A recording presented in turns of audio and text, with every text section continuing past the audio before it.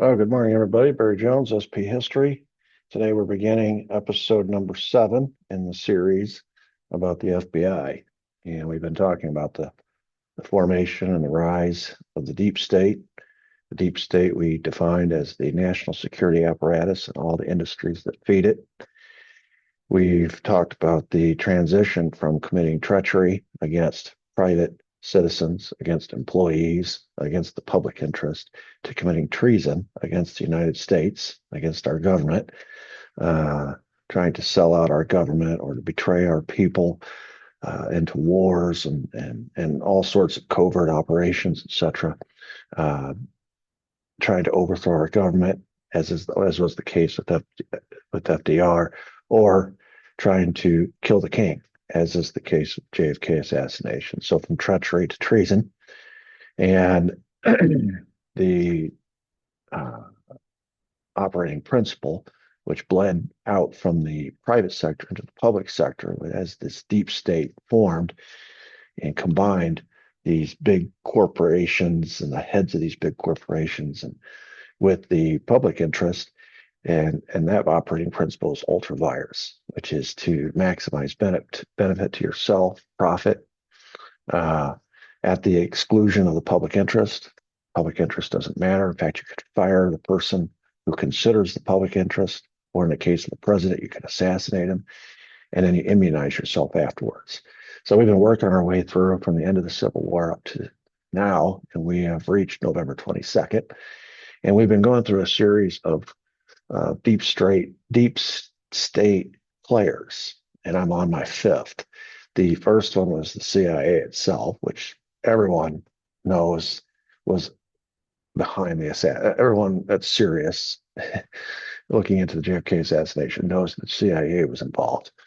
But then the Pentagon, a lot of people don't realize the role the Pentagon played. Then you had the Secret Service. Lots of people don't realize it took the Secret Service to lay down on the job intentionally. Security strip away all the protections that the president had to make November 22nd even possible. And then, in addition to those three, then you have LBJ, who is the great immunizer afterwards. He's in control of all the investigations, whether in Texas or Washington. And lastly, you have the FBI. All the evidence that was studied or investigated by the Warren Commission came from the FBI. And as I mentioned in yesterday's episode, I had for years given the benefit of the doubt to the FBI, and anything prior to the assassination or even during, I chalked up to negligence. And my understanding of the FBI's role was that after the fact, they came in and cleaned up everybody's mess and sort of scrubbed everything clean so the government didn't take the fall. None of the government actors took the fall. And that was a very incomplete understanding of what the FBI's role in all of this was. I have since realized that the FBI was as involved in the prep work and the operations ongoing during the assassination as they were after the assassination. And its COINTELPRO operation, for example, had two enemies: civil rights leaders and perceived communists or radicals or anti-war protesters, the same two enemies the CIA had. So when the CIA launched chaos to go after those same two enemies, even though it wasn't supposed to do this on domestic soil, the FBI allowed them, permitted them, covered for them. And when the obstacle or the enemy became the president of the United States, representing civil rights causes, representing a perceived, uh, at least there was a narrative out there that he was weak against communism, that he was soft on communism, that he was trying to make peace and the Cold War, and all these sorts of things.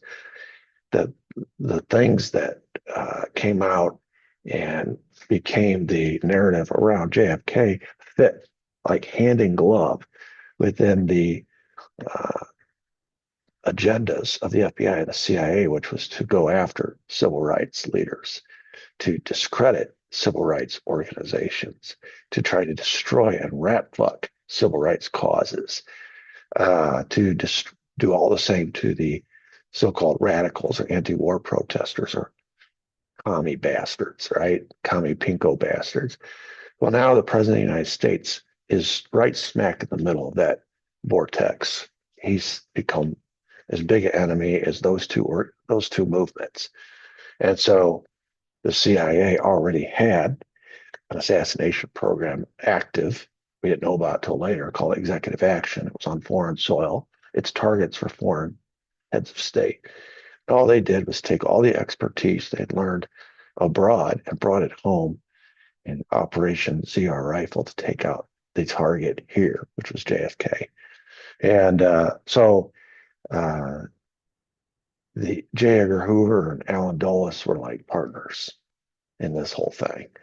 And it required the complicity of the FBI for ZR Rifle for November 22nd, 1963, for Dallas to even work. It necessarily required the cooperation and complicity of the FBI. We've been looking at several questions. The first question is, how did the CIA get away with the domestic operation? I think I just explained that. They were working together. So as long as they had the same targets, the FBI covered for the CIA. How did Hoover's personal ambitions, his politics, and his connections? We've been talking about his personal ambitions, which was unrestricted power. How willing he was to use extortion, blackmail, even up to and including blackmailing presidents to keep his job and get his power base expanded, etc. We've been talking about his far right-wing politics, anti-communist, anti-civil rights. We've been talking about all his personal connections to these sweet 8F power brokers, these deep state figures that were unaccountable, unelected, including very prominent mafiosos. So it's not a leap to see that all of these personal vices that Hoover had would bleed into the FBI and become an institutional thing. The FBI pretty quickly resembled its leader and went after and formed as its target list the same targets that their leader had. And we've already talked about how they were going after with gusto these radical organizations that they deemed anti-war or they were pro-communist, they were radical, they were socialist. We've seen how they targeted civil rights. Same two targets, same two enemies J. Edgar Hoover had. We've also seen how they gave a pass to the mafia. And because its leader was going around saying there was no mafia.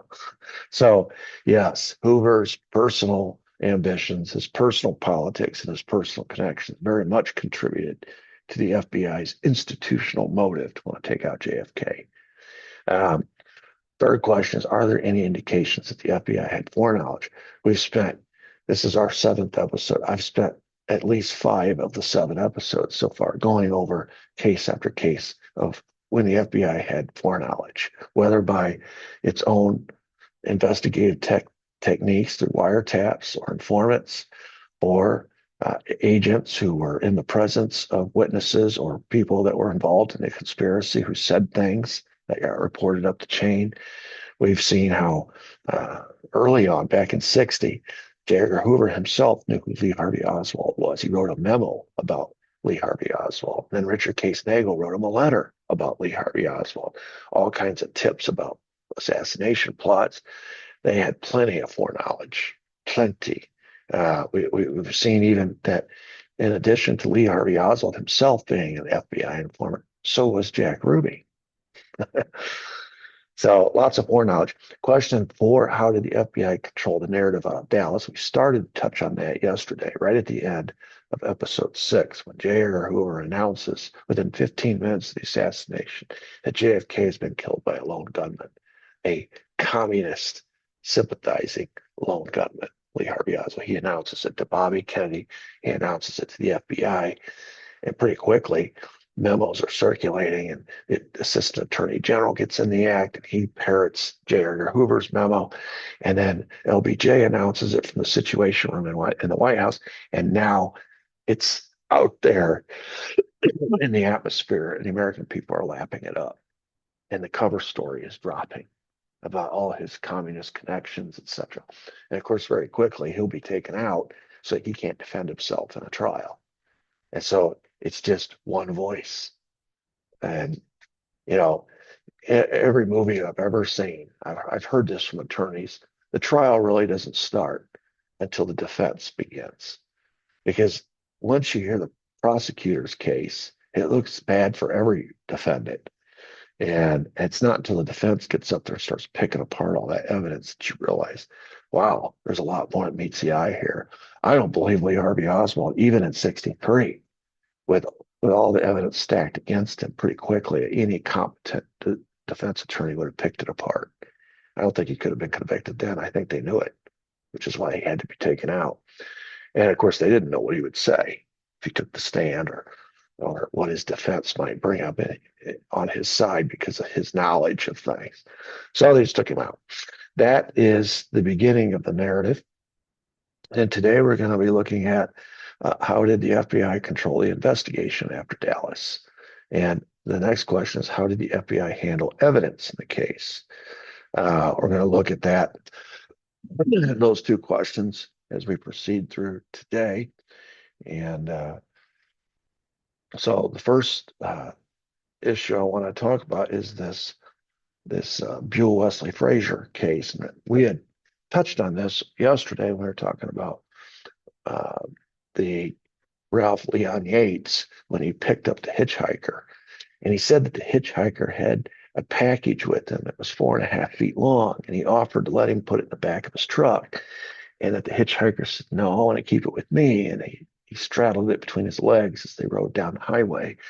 And when he dropped him off, right there at the corner of Houston and Elm, he watched as the hitchhiker walked catty corner across the intersection past the light towards the Texas School Book Depository building with this package that was 4.5 feet long. And he told the FBI this. And I told you that the FBI knew they had a problem on their hands because they already had of course, the hitchhiker told him it was curtain rods. And the FBI, when they heard Ralph Leon Yates' story after the fact, realized we got a problem. We already have a curtain rod story. We already know that the real Lee Harvey Oswald was at work at the time Ralph Leon Yates said he was picking up this hitchhiker. We have too many sightings of this Lee Harvey Oswald, and we have too many stories about curtain rods. And they don't jive because a little known detail is that Ralph Leon Yates swore that the package was 4.5 feet long.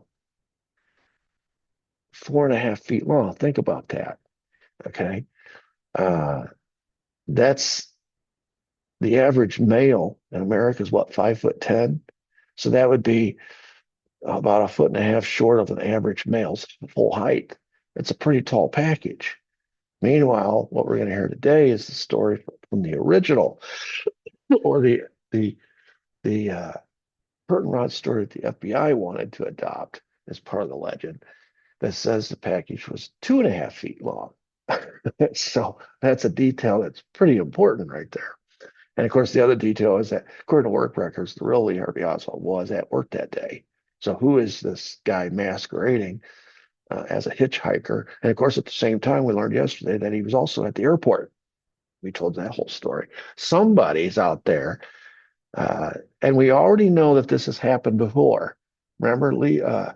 Edgar Hoover wrote a memo while Lee Harvey Oswald was in Russia in 1960. Someone was using his name and birth certificate around town in Dallas. So this isn't the first time.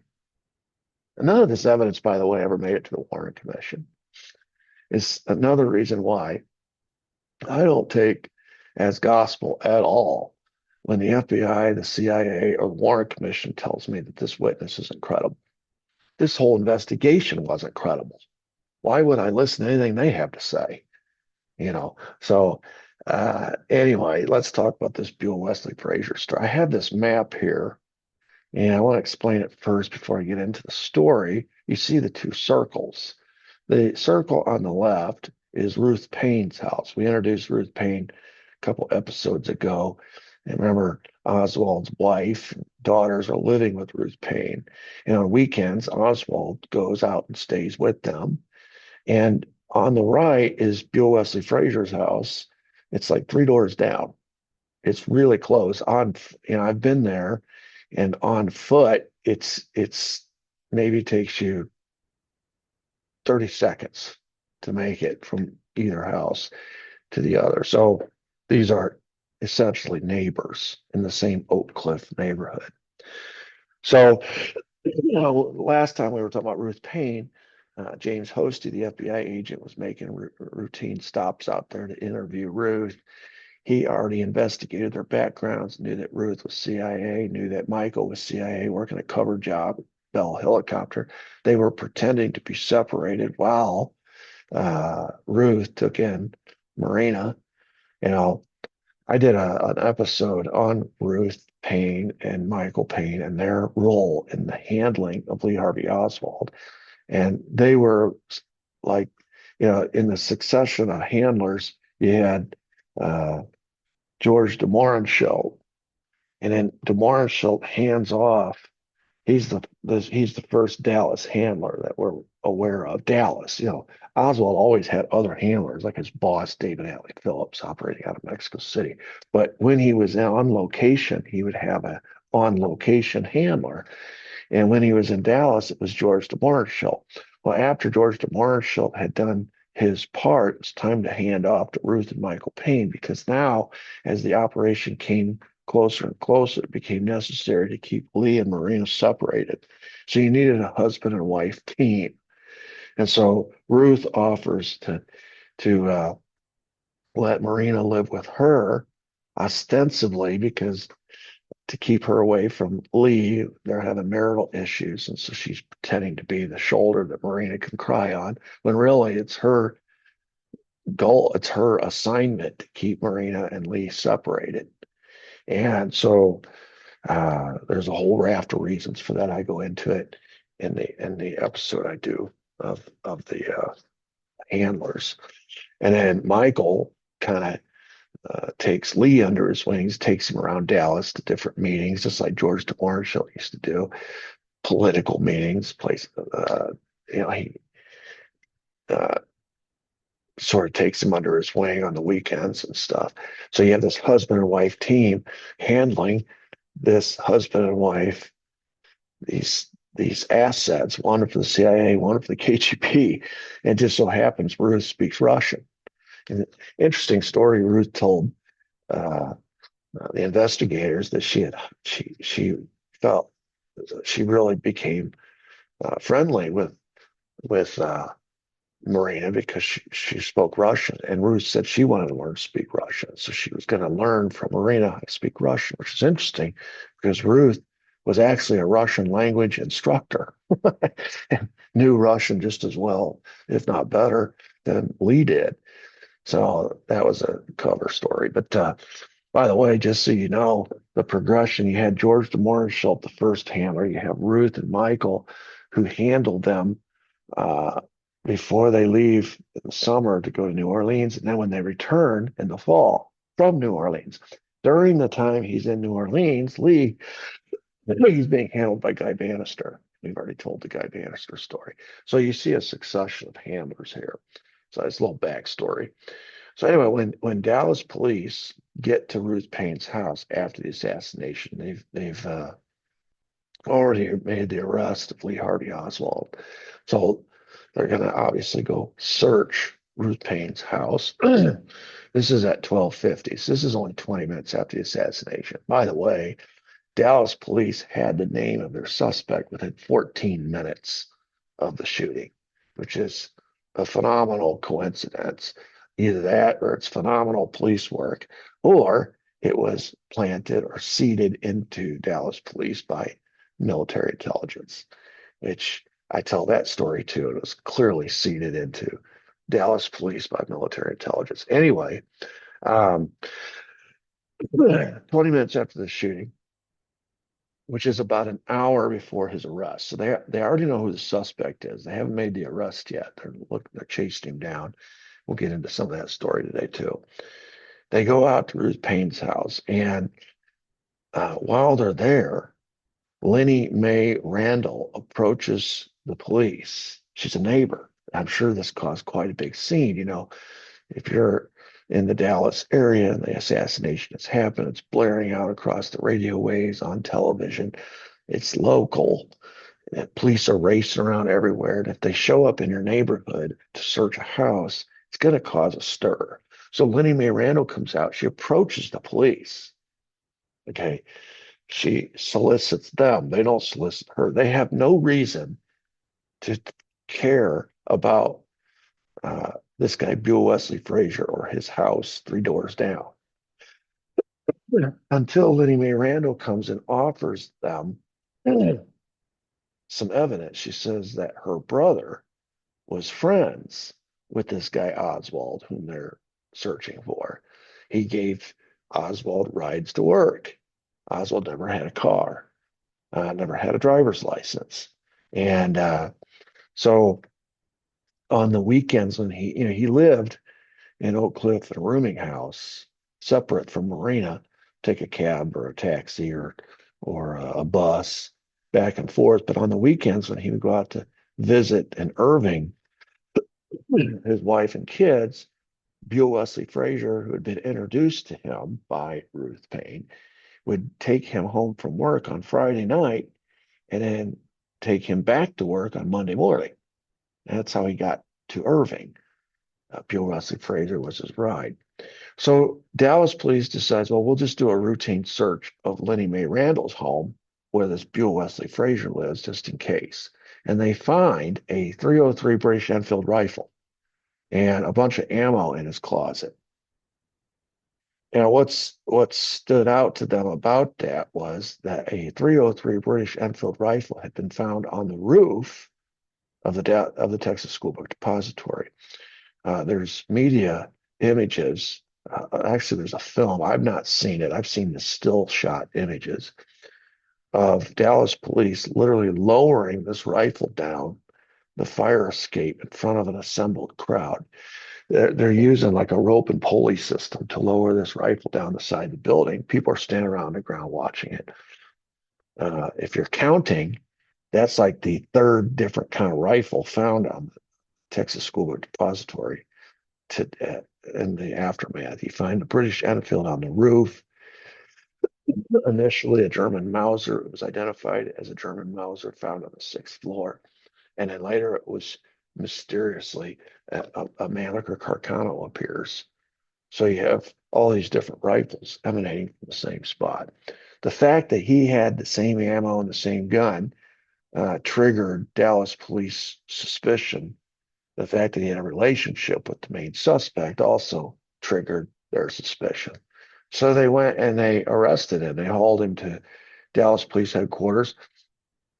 And this arrest happens about the same time Oswald himself is arrested at Texas Theater. So at this point, both Oswald and Frazier are in custody. Two young men, both being interrogated for the assassination of JFK.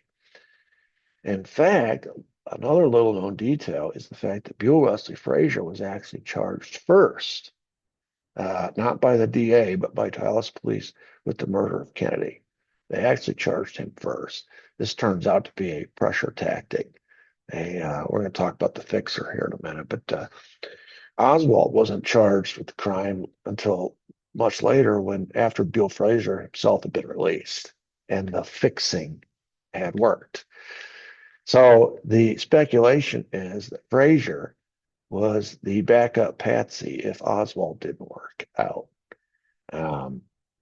I can't say whether or not that's true or not. I can say that all these previous plots had their own patsies already set up in advance. So it wouldn't be beyond the realm of possibility to assume that Dallas's patsy, Lee Harvey Oswald, if something happened and he was, he escaped or whatever, that they would have a backup patsy plan in place. I don't know. I just know that he became very useful to the prosecution, public prosecution of Lee Harvey Oswald. His testimony to get off the hook himself was used to help explain how Oswald got the alleged murder weapon, into the Texas School Book Depository building. In other words, he became very useful. Here's a picture of Frazier being interrogated by Captain Fritz. He is back in the background I have him circled on the right. Number two, Guy Rose is number one. He's on the left, circled. Who is this Guy Rose? Guy Rose was known as the Dallas Police Department's fixer. What this is a person within the department who helps leverage frame ups and violence to force signed confessions. In other words, it's his job to either get you to confess using physical violence against you during the interrogation, or to organize a story that would frame the suspect and make for a quote ironclad case when it went to prosecution. The DA in Dallas, we didn't find out about this till years later, had 19 convictions, 3 of those for murder, and the rest were all rape or burglary. They were all overturned after his death in 2008 when they discovered the presence of this fixer, what his job was. And as of this date, here we are, 2026, there's still about 250 more cases under review from his long career as a DA. Everything became suspect after he died, and they found out the means by which Dallas police, the crooked Dallas police, were using to arrange for quick prosecution and convictions, to force confessions, to frame people. It was all part of the game to make Henry Wade look good. He had like a perfect track record when it came to prosecuting suspects. It's because he had this fixer who made it possible for him to do this.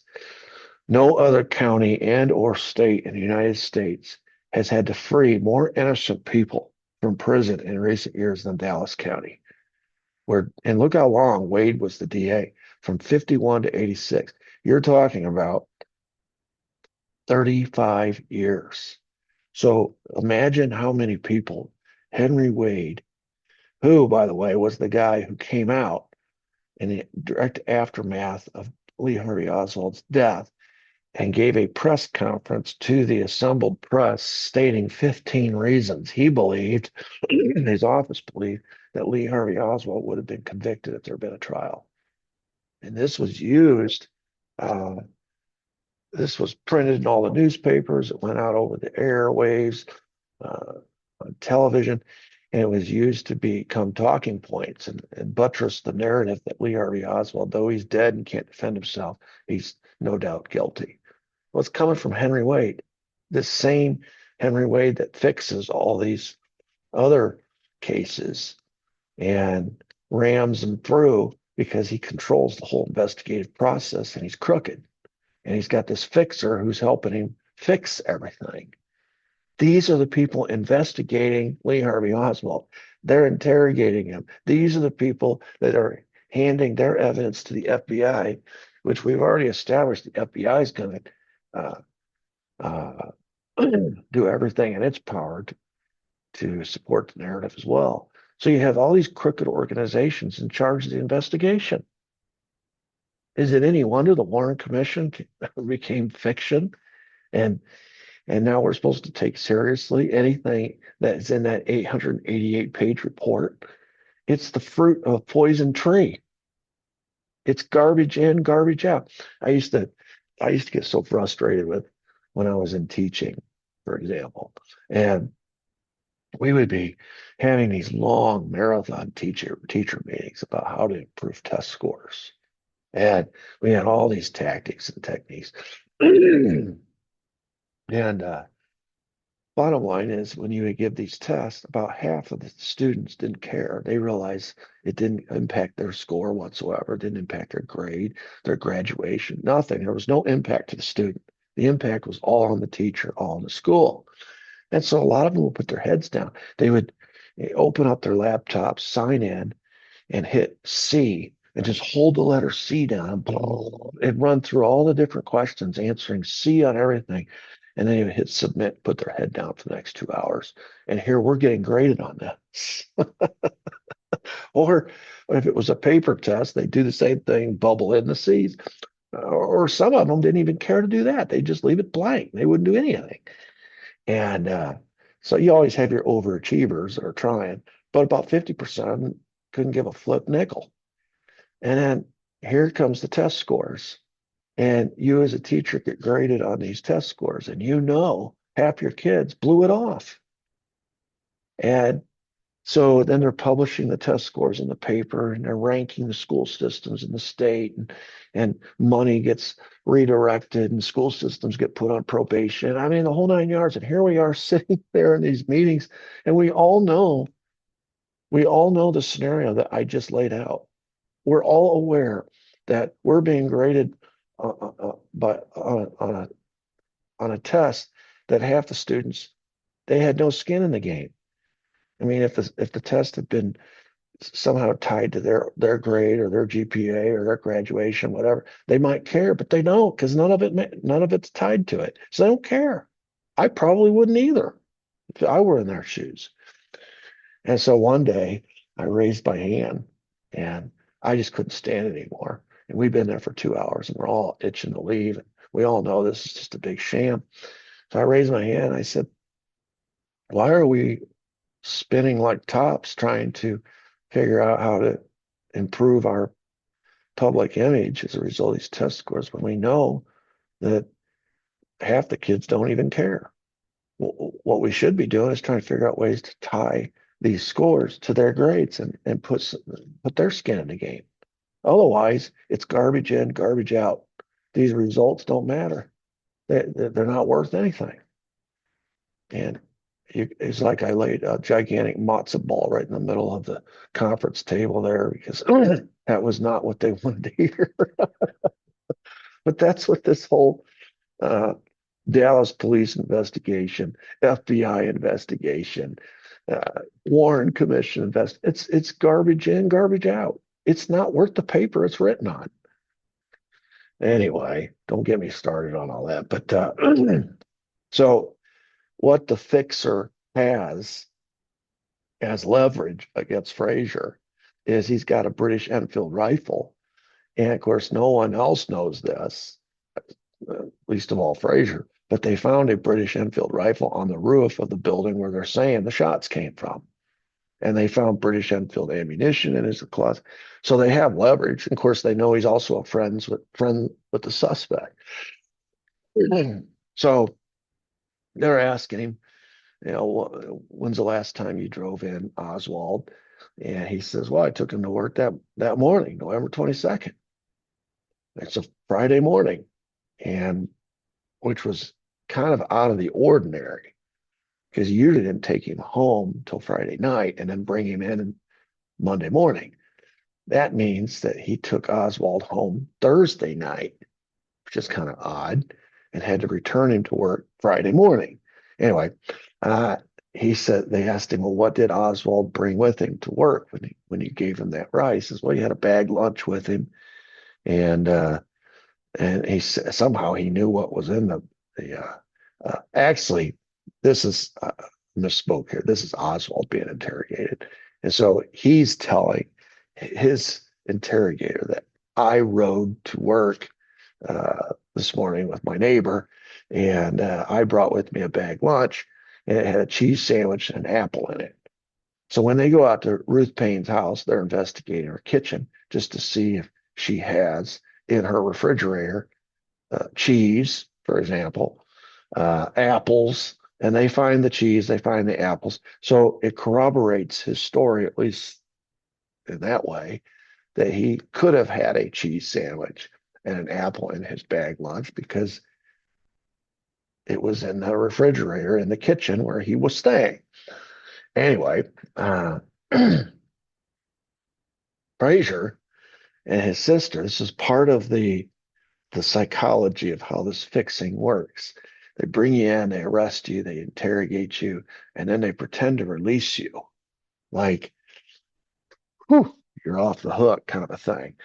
And so Frazier and his sister, Lenny Miranda, are on their way home. A police cruiser's taking them home. On the way, the radio comes to life, and the police officers instructed to turn around and bring him back because they want Frazier to go through a lie detector test. Now, he has not shared anything with them yet. He seemingly has no knowledge of anything other than the fact that he took Oswald to work that morning. But he hasn't come up with this curtain rod story yet. He's and all they have on him is that he had a rifle similar to the one that they found at Texas School Book Depository, ammunition, and then he has a relationship with the main suspect. So anyway, they turn him around. I'm sure Fraser's stress level went through the roof as he realizes now he got to take a lie detector test. After the lie detector test, Rose comes in, he's the fixer, and starts threatening Fraser with the electric chair. Texas is notorious for being a death penalty state. And he tells him all about the electric chair in Huntsville, Texas.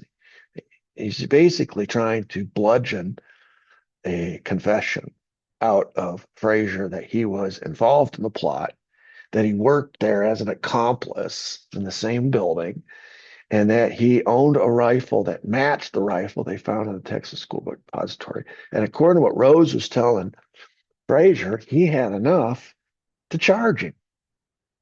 And so this 19-year-old, I mean, Oswald was cool as a cucumber and sitting a couple of rooms over. He's 23 years old, but he's been a CIA asset ever since he was 17. He's been trained how to handle this stuff. He's been arrested before. Talk about New Orleans. He's been investigated. He's been questioned, interrogated by the FBI, countless numbers. He's sitting over there chilling. Fraser's sweating up a storm. And all of a sudden, Fraser comes up with this curtain rod story, which, by the way, he used to prior, turns out, work in a curtain rod factory. So he had familiarity with curtain rods and how they were wrapped, et cetera, et cetera. So suddenly he comes up with this curtain rod story and he writes it in this affidavit here, in this statement to the police, to this fixer, which in lieu of a confession himself, this curtain rod story is the next best thing because it's going to seal Oswald's fate, right? So Fraser says that Oswald asked him for a ride home from the Texas School Book Depository on Thursday afternoon instead of the normal Friday afternoon, which he thought was odd. And Fraser had asked him, "Why are you going home this afternoon instead of Friday?" Fraser said that Oswald told him, "I need to go home and pick up some curtain rods for my apartment." Oh, okay. So Fraser's like, "Very well. Will you be going home with me tomorrow also?" And he says, Oswald told him, "No, I will not be going home with you on Friday," which was odd because he always went home with him on Friday. So it makes it look like Oswald knew the curtain rods were really a gun and he was either going to be dead or escaping or arrested for what he was fixing to do. And of course, the curtain rod story makes it plausible how he got the rifle into the Texas School Book Depository without being seen. So, boy, this story it didn't appear until after the lie detector and the fixer Rose come in there and starts threatening with the electric chair. So they go into another room. They ask Lenny Mae Randall, and she says, "Well, at about 7:10 in the morning, I was standing at the sink in the kitchen. I looked out the window and I saw a man whom I later learned was Mr. Oswald crossing the street with a package approximately 2.5 feet long. He proceeded across my carport and I opened the door to see where he was going. I saw him put the package into my brother's car." Now, here's the thing. We've already established the fact that this whole investigative or interrogative process is crooked. They're trying to get something out of Buell Wesley Frazier that'll either convict him, set him up to be convicted, or Oswald. I don't know. I don't even know if they care which is which, but they got to get something out of him. And so they're putting pressure on him. Is it beyond the realm of possibility that this fixer fed this story to both of these these individuals? Because what's interesting is neither one of these people, Lenny Mae nor her brother Buell Wesley, came up with this story about curtain rods until after the threat of the electric chair. And they were put as far as I know, they were put in separate rooms. So if they had not shared this story prior, and now they're in separate rooms, so they can't hear each other telling this story, and now they're coming up with it all of a sudden, why did they not tell this story to begin with? Could it not be that they're being fed this story by a fixer who has a long history of doing things like this, creating stories that will convict one or the other? I don't know. I just know that the first time they were interrogated, both of them, neither one had anything to say about a package of curtain rods. That didn't come till after they were brought back a second time. The lie detector test happens, and all of a sudden, the heat is on Frazier, and they're talking about the electric chair, and how they're going to charge him with the assassination of the president unless he can tell them the truth. Now, if you have something else to share with us about curtain rods or a package or something that Oswald might have carried with him that day to work, that might get you off the hook. Suddenly, they both have this story about curtain rods. Well, of course, she doesn't know it's curtain rods. She just says it's a package 2.5 feet long. He's saying it's curtain rods, but he's agreeing with her as far as the length is concerned. He, according to the statement that the police later released, he says, I went out the back door. Lee was standing just outside the door. We walked to the car, and as we were getting in the car, I saw the package, and I said, what's in the package, Lee? And he answered, curtain rods. This is a picture of the on the ground. It doesn't quite look like this anymore, but it's pretty similar. It's right in the corner, and that's their house, and that's where the arrow there. That's the car. Uh,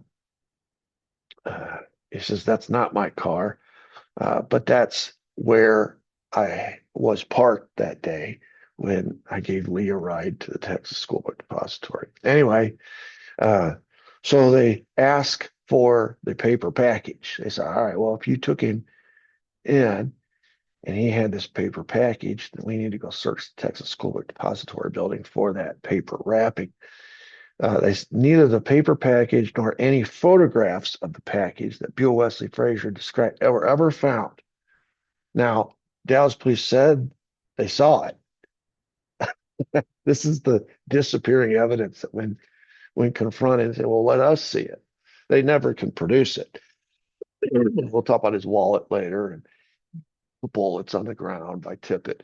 All these pieces of evidence they say they found, they say they saw, they say they photographed, but it's all disappeared when asked to produce it.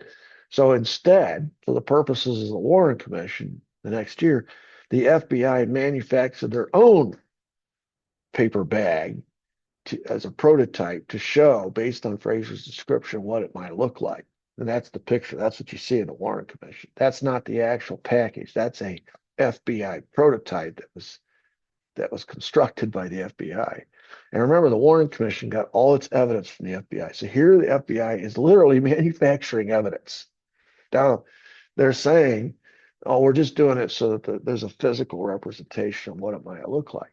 But they did say, Dallas police said that they saw the evidence, but they can't find it. They can't produce it. There's not even any photos of it. So you're just supposed to take on gospel faith, just like we're supposed to take on gospel faith that Buell Wesley Frazier on his own came up with this curtain rod story. Just like we're supposed to take on gospel faith that his sister, Lenny Mae Randall, came up with this curtain rod story. Just like we're supposed to take as a matter of faith that this is the package that he wrapped the gun in. All coming from the same source. This guy, Rose, this fixer for the Dallas police, that over a 35-year career, he and Henry Wade fixed hundreds of cases, sentencing people who were innocent over and over. I mean, as I mentioned, no other jurisdiction in the country had to release more innocent men than Dallas County in recent years because of all these fixed cases. And this is what we're supposed to take as gospel. Unbelievable. Remember, garbage in, garbage out. The package that was fashioned according to the description of Lenny Mae and Buell Wesley was 27 inches long. Now remember, Ralph Leon Yates said it was 4.5 feet long. So we have a discrepancy. Of course, the FBI by this point, uh, now they haven't interviewed Ralph Leon yet, but they will, and and they're going to have too many curtain rod stories. Uh, which think about this for just a second. I've thought this through.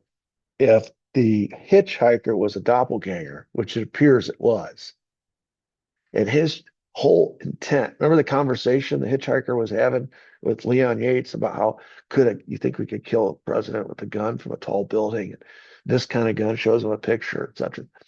Very incriminating, too incriminating. It is so obvious what's going on. They're laying a trail of guilt back to Oswald, right?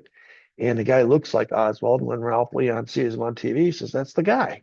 And he remembers the conversation, he remembers the package, and and the doppelganger knew the story. The doppelganger knew to say, "These are curtain rods," which is why I suspect that Buell Wesley Frazier's confession about this curtain rod story was fed to him by the same people that were running this doppelganger around. Say it's curtain rods. And they already know the story that they want to tie to Oswald, which is how he got this gun into the Texas School Book Depository building. They're going to say it was curtain rods. So you got a doppelganger out telling Ralph Leon Yates it's curtain rods, and now you've got after at first not having anything to say, they bring him back threatening with the death with the electric chair, and now all of a sudden he's come up with this curtain rod story. I don't think he came up with it. I don't think he came up with it at all. I think it was fed to him or suggested to him. Somehow it came out of his mouth. Maybe it didn't.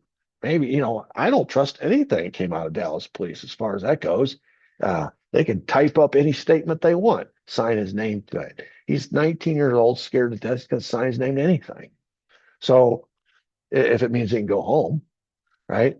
So what was convenient about it was that it explained, as far as the Warren Commission later would explain, say, that it explained how Oswald smuggled the Mannlicher Carcano from Ruth Payne's garage into the Texas School Book Depository building. Now, interestingly, Ruth Payne's garage, according to Marina Oswald, after the shooting, she heard it on the radio, she went out and checked, and the gun was still there, covered in a blanket.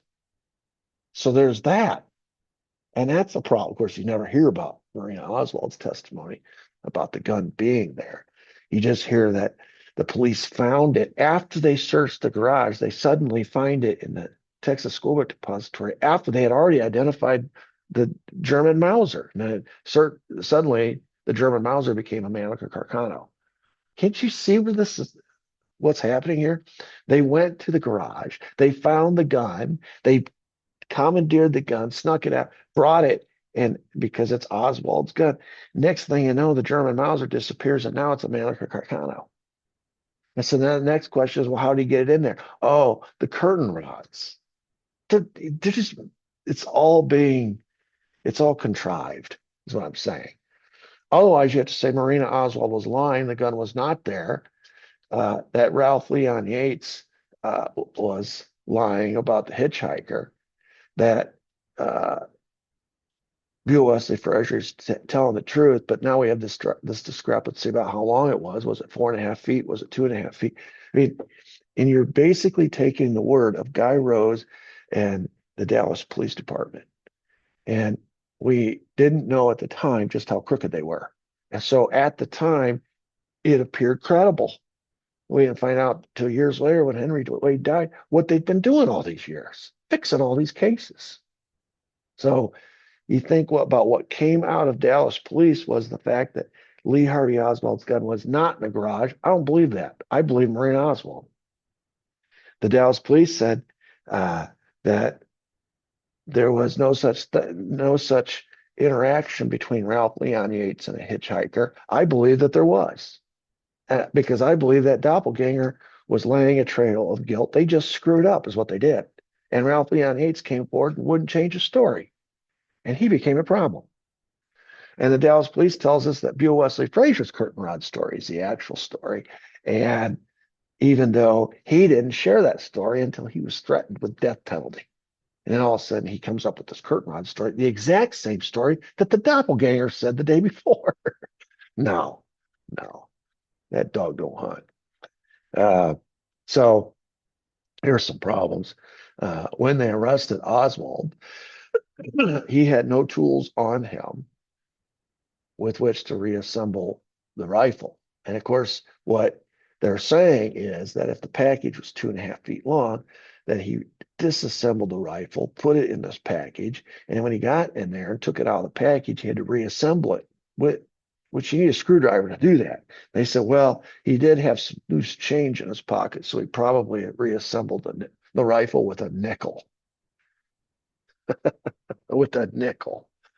Another problem is that Randall and Frazier both insisted that Oswald's package was actually 8 inches shorter than in other words, what they did is they disassembled the Mannlicher Carcano and figured out what the length of it was. And when they asked Frazier and Randall how long the package was, they said this long, but the disassembled rifle was 8 inches longer than that. So about 2/3 of a foot, right? So we got another discrepancy. We now have our third length of the package. Ralph Leon Yates said his estimate was it was 4.5 feet. Lenny Mae Randall, Buell Wesley Frazier saying 2.5 feet. When they took the gun apart, it was longer than 27 inches. It was about 35 inches long. Or, yeah, 35 inches long, almost 3 feet long. So we don't have any symmetry here between the stories. Frazier, and this is a point, this is a detail I hear very little about, but this is why I believe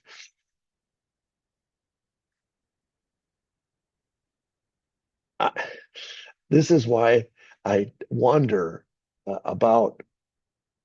I think this is the anecdote that would have destroyed the narrative, because when let's just say there's a trial and they're trying to explain this to the jury, a competent defense attorney is going to disassemble the rifle and show that it's 35 inches long. All right. And then you're going to put Buell Wesley Frazier on the stand, and he's going to tell the curtain rod story. But the reason you're going to put Buell Wesley Frazier on the stand is because you're going to ask him, how did you see him carry this? And he's going to say, well, he tucked it into his armpit and cupped the base of it in his hand and walked with it under his armpit straight down to in other words, the entire length of the package could only be the length of Lee Harvey Oswald's arm. Now, Lee Harvey Oswald was not a tall man. He was not even 6 feet. And there is no way. I don't even know if I could do it. And I'm 6'5". I don't know if my arm, I have three, I guess maybe I do. But a guy his size cannot put a 35-inch package up under his armpit and cup it in his right hand. It's too long. He would have to carry it some other way. And that's why when they asked Lenny Mae Randall and they asked Buell Wesley Frazier, they kept saying the package was about 27 inches long, because they're looking at about the length that he could cup in his hand, put up under his armpit. The problem was when they took the gun apart, it was 35 inches long or thereabouts. And of course, then he got Ralph Leon Yates saying, I think it's 4.5 feet long. Oh my goodness. Then they went into his apartment, and this is a picture of it as it was, and he already had curtains and curtain rods. When they asked Frazier about that, Frazier suddenly changed his story and said, well, he was bringing curtain rods for another guy at work who needed curtain rods, a coworker. Of course, they could never find this coworker who needed the curtain rods, and none ever came forward, and there was no indication of such a story was even true. That just disappears. So you got all these problems. The length of the package, the fact that this curtain rod story even got concocted to begin with. And the first time we hear of this curtain rod story was actually from a doppelganger who was pretending to be Oswald, laying a trail of incrimination. So it's clear that they're setting Oswald up. And then when Bill Wesley Frazier won't talk, they threaten him with the death penalty, and they feed him this curtain rod story and say, if you'll say this, your sister will say that, we'll let you go home. Next thing you know, we got a curtain rod story. But then they can't agree on the length of the package. And then when they find out that he already had curtain rods and curtains, it's for a coworker. I mean, the whole story just falls apart. A competent defense attorney would blow it to smithereens, right? Another problem is after being asked by Dallas police when Oswald took the paper home to make the package, Frazier said, it's probably the Thursday I took him home after work. But the problem with that scenario is that the Mayor Cabal, had not even changed the parade route yet. Here's the original parade route. I found it. I finally found it. I was talking in an earlier episode, and I showed the revised parade route. This is the original. So you see where I've circled down here. Harwood, you turn on to Main, you go straight to Main to Stemets. There's no jog over to Elm or Houston or Elm. That's the original parade route. And up until the morning of November 22nd, there's no indication that the parade route has been changed. So follow me here. Why would Oswald plot to smuggle a rifle into the Texas School Book Depository building on Thursday when at that time the motorcade wasn't even supposed to go by the Texas School Book Depository building? It doesn't make any sense. Why would you sneak it? The motorcade's not even going to pass your building. You don't know until the next morning that all of a sudden the motorcade route got changed. So why would he Thursday night be taking paper home to make a package to smuggle a rifle in the next morning to shoot the president? It's an impossible shot. You're not going to hit him from the 6th floor of the Texas School Depository building if he stays straight on Main. And so far as you know, that's the route. Now, here's another complication, another problem. They bring in Frazier's mom. And Frazier's mom tells the FBI in a 301 report that when she looked out the window, when Oswald showed up for the ride, his hands were empty, which is interesting because you remember Oswald said he had a bag lunch with him. And her 2 kids are saying that he had a package with it. She's saying his hands were empty. So they go and they start asking other people, like the guy at the loading dock, Texas School Book Depository loading dock, when he witnessed Oswald enter the Texas School, what was in his hands? He said he didn't have anything in his hands. So here you have a second witness. He's got nothing in his hands. No package, no lunch, nothing. So who's telling the truth? Was Oswald lying about the lunch? Was Buell Wesley lying about the package, the curtain rods? Was Lenny Mae lying about the package, the curtain rods? Was Frazier's mom lying and trying to cover up for Oswald so he didn't have anything in his hands? Was Jack Daugherty, the Texas School Book Depository loading dock guy, was he lying, trying to cover for Oswald saying he had nothing? Who's telling the truth? So they go back to Oswald and say, how'd you carry the sack lunch? He says, I put it in my jacket pocket. So here you have corroborating witnesses of the Lee Harvey Oswald story, not corroborating witnesses of the Buell Wesley Frazier / Lenny Mae Randall story. They're saying he's carrying this package of curtain rods. Jack Daugherty says, no, he didn't have anything in his hands. There's no other way you could carry the package. You couldn't put the package in your pocket. There's no other possible scenario that except that he did not have a package of so-called curtain rods. According to Frazier's own mom, and according to Jack Daugherty, he did not have anything in his hands. His sack lunch was in his jacket pocket.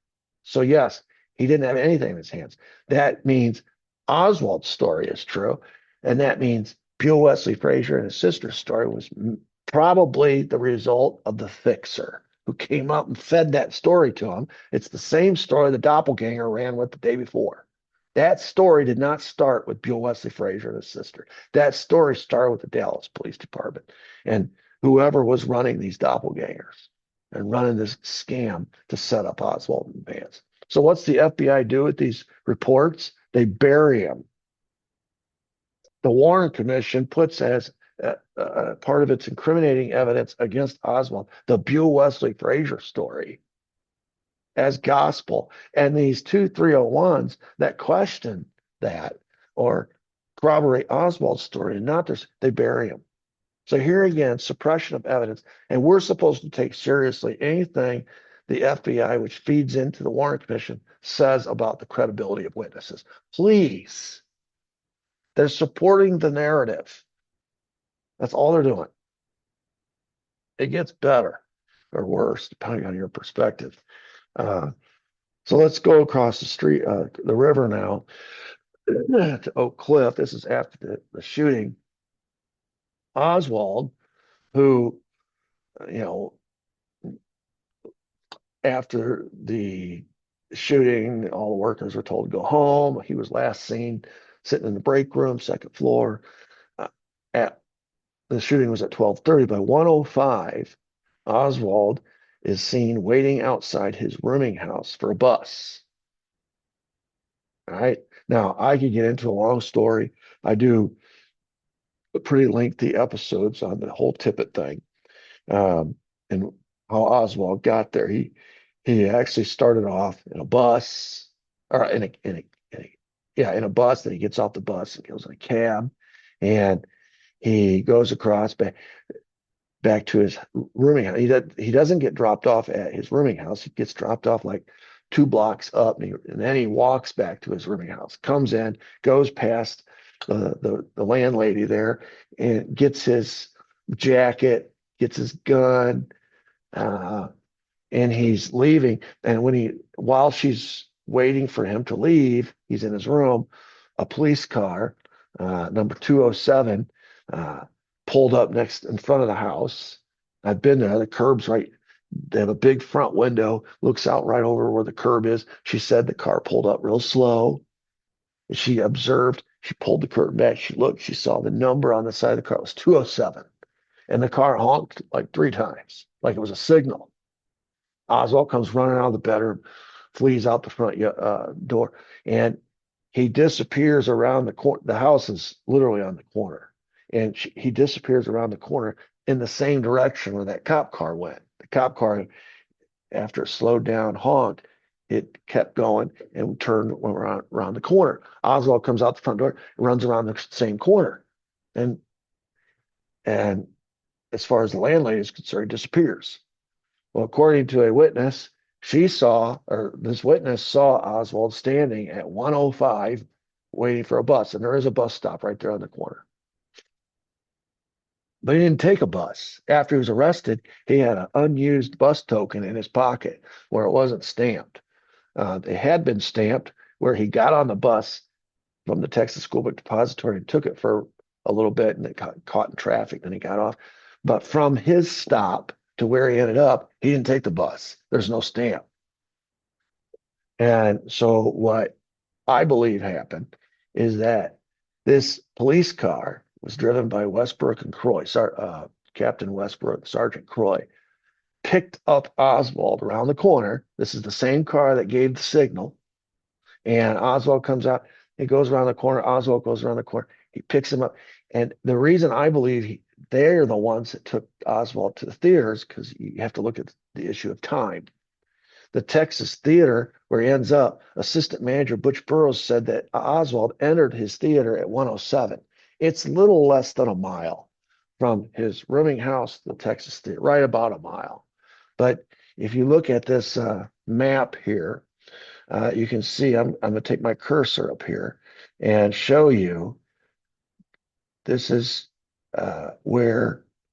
here's North Beckley right here, where the circle is.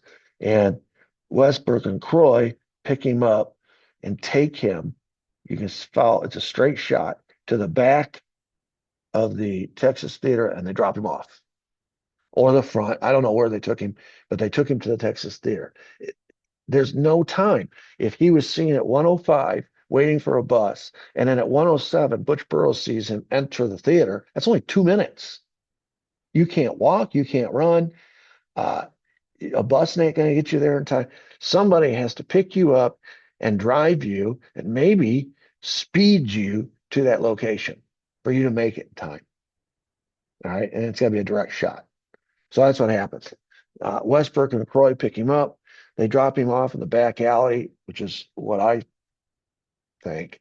And then he goes around front, goes in the theater, so that nobody sees how he. The last thing they need is for Butch Burroughs to say, "Well, I saw this guy get out of a cop car and come into the theater." So they dropped him off in the back alley, and he enters the theater at 107. And according to Butch Burroughs, when they asked him, he didn't have his dark colored jacket with him. He came in without it. And because all the time, all the pictures you see of Oswald later being arrested, he's wearing basically a white T-shirt, and like a shirt over it, but no dark colored jacket. And according to the landlady, when he left her house in a rush, he had his jacket with him, whether it was on or not, but he had his jacket with him. According to Butch Burroughs, he didn't have his jacket with him. He bought a ticket from Julia Postal, and Burroughs remembers this whole interaction because he didn't sell the tickets, but he took the tickets. So he notices the time when Oswald comes in, buys the ticket from his assistant, and then he walks over and hands the ticket to Butch Burroughs, and he enters the theater. And for the next 8 minutes, Butch Burroughs has no interaction with Oswald. And then 8 minutes later, he says, so it's now 125, or I'm sorry, 107, 8 minutes later, 115. He comes back out to the lobby and he buys popcorn from Burroughs. And Burroughs is real particular about the times. And the reason that he is particular about the times is because he runs a theater, and that theater runs on show times. And you have to know when the movie's going to start, et cetera, et cetera. So he says 107 is when he first saw him. He gave him his ticket. At 115, he comes out and he buys popcorn from me. All right. All right. Now stay with me. All right. Meanwhile, about a mile away, not a mile away in the direction of Oswald's house, but a mile away, a little bit different direction, forms kind of a triangle. You got Oswald's rooming house, you got the theater, and then you got this other place, the Tippett scene. And they're all about a mile away from each other. So this guy, Domingo Benavides, was driving his yellow 1958 Chevy pickup. You can see it here pictured in the background on 10th Street. And he's approaching Tippett's squad car, J.D. Tippett. He's a Dallas police officer. He's in tight with Jack Ruby. He's worked Jack Ruby's nightclubs. I mean, he gets comped all the time by Jack Ruby because he volunteers to help keep trouble away from the Carousel Club, etc. Anyway, and he's also been seen around town with Oswald. All right, so this guy Tippett's a real interesting fella. Anyway, Benavides is driving his truck. He's going west on 10th Street, and he's approaching Tippett's car, which is parked, not on the side, but kind of in the middle of the street. It's just kind of like it stopped. And so Benavides kind of stops. I've been on that street. It's a narrow street. So if a car stops, and there's any kind of car parked along on the other side, you're not going to be able to get past. So he stops, and he sees Tippett get out and walk around from the driver's side around the front to the passenger side of the police car. At which point, Benavides witnesses the man on the passenger side of the police car. Now, see, what you're always led to believe is that this guy was walking on the sidewalk. According to Benavides, this guy was on the passenger side of the police car, got out, and he confronted Tippett right there in front of the car. As Tippett got out he walked around the front from the driver's side. This guy got out from the passenger side, walked around from the passenger side. They met each other in front, and this guy pulls out a gun and shoots Tippett 3 times. Benavides is sitting there in his truck watching the whole thing. Obviously, he slammed under the brakes. He stops, And then he hears 2 more shots, so 5 total. And Benavides is just frozen there. He watches the shooter leave the scene, and he tells the Warren Commission later, when he testifies, that the man had a blocked hairline in the back. And it wasn't tapered, it was blocked. He was real specific about this. Now, why would he notice? Because Benavides was a part-time barber. It's what he did. So this is the kind of thing you notice. And he says he looked like he needed a haircut for about 2 weeks. Now, juxtapose that against Oswald. Oswald did not have a blocked hairdo at the back, hairline. And his hair was very short. You've seen the pictures. Clearly didn't need a haircut. And in fact, Oswald had one of those hairlines when you taper it that went down beneath the shirt collar. According to Benavides, as he watched the shooter flee, and he saw him from behind, he saw a blocked hairline with skin there. It was above the collar of the shirt. And Oswald had a tapered hairline that went down beneath his shirt collar. The shooter had long hair that needed a haircut. Oswald had very short hair, didn't need a haircut. All right. So Benavides is watching the shooter.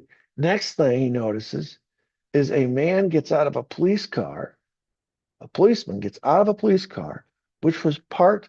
And I've got to look at the, let me move my picture here. All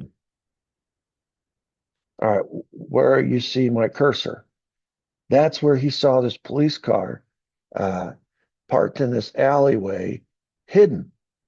You know, it's partially, you can't see it from the road because he's back behind these houses here, deep in this alley, but it's directly in front of, and here's the yellow car. This is Tippett's car. It's directly in the line. In fact, it's blocking the alley. If Croy, or if Westbrook, who was the driver of this car, wanted to get out of that alley, he wouldn't be able to unless he backed out.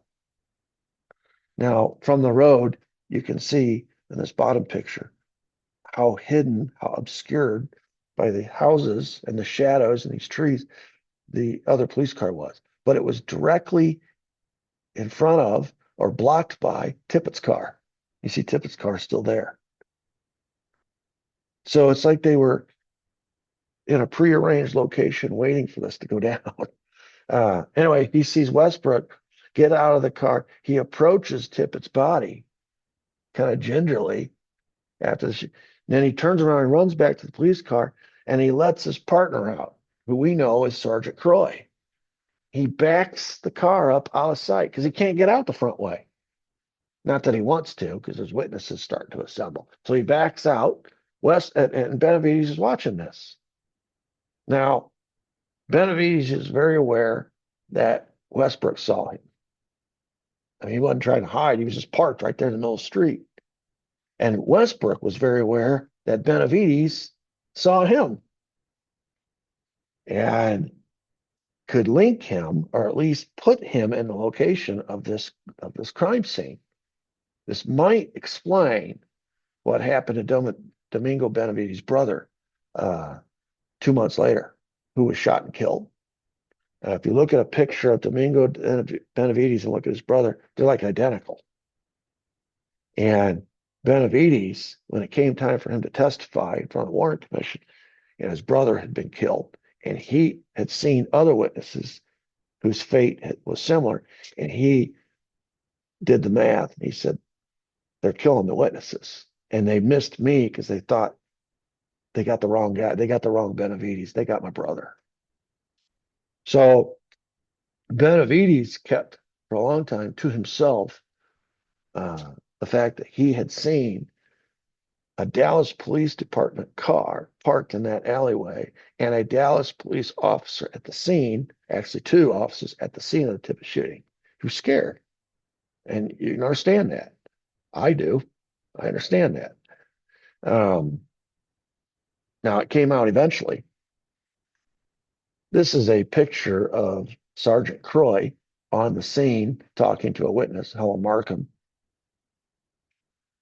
He stayed at the scene while Westbrook backed his car out and left. And we'll find out in a minute where he went. Sergeant Croy remained at the scene, And for a little bit, he was wearing a dark colored jacket, attempting to conceal his identity as a Dallas Police Department officer. Now, whether that was the Oswald jacket, because remember now, Oswald, when he left the rooming house, he had a dark colored jacket. When he arrived at the theater, he didn't bring a dark colored jacket. Did he, what did he do? Leave it in the police car, in the back seat? Did he give it to Croy? What?